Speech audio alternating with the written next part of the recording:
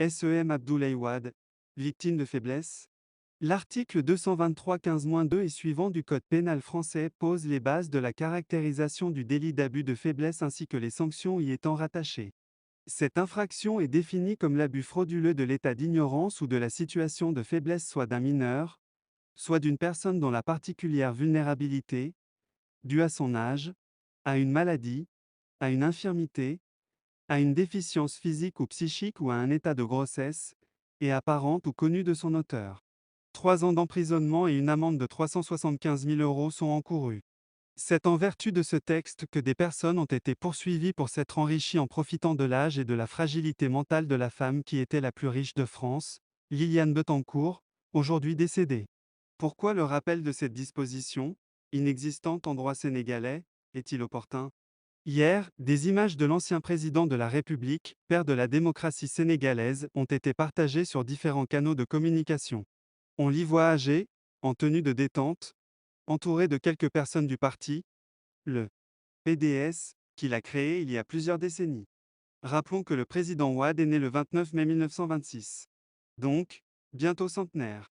La vue de ces images, prises dans le seul intérêt de ceux qui y figurent et non dans l'intérêt du président Wade apparaissant fatigué et amaigri, m'a aussitôt fait penser à cette disposition française condamnant l'abus de faiblesse sur une personne vulnérable. Et ce n'est pas la première fois que cette pratique est faite, dans les contours de la dernière élection présidentielle. Pour ma part, l'affection démesurée que j'éprouve envers l'affection démesurée que j'éprouve envers cet homme, notre grand-père national, rend ce constat insupportable. La politique manifestement justifie les moyens. Partant, devons-nous accepter qu'elle touche et salisse ce que nous avons de plus cher et en commun, la dignité humaine? Ma réponse est absolument négative.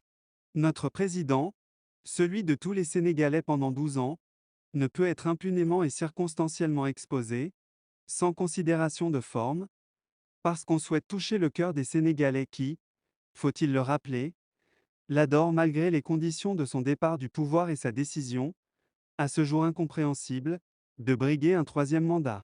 L'alerte est lancée à l'endroit de ceux qui profitent et abusent de son âge et de son extrême vulnérabilité. L'alerte est lancée à son fils, à sa fille, à son épouse, aux personnes et proches collaborateurs qui l'entourent. L'alerte est lancée au peuple sénégalais. La suite en commentaire. Abibatou Sabbatisila. Photo prise sur Facebook.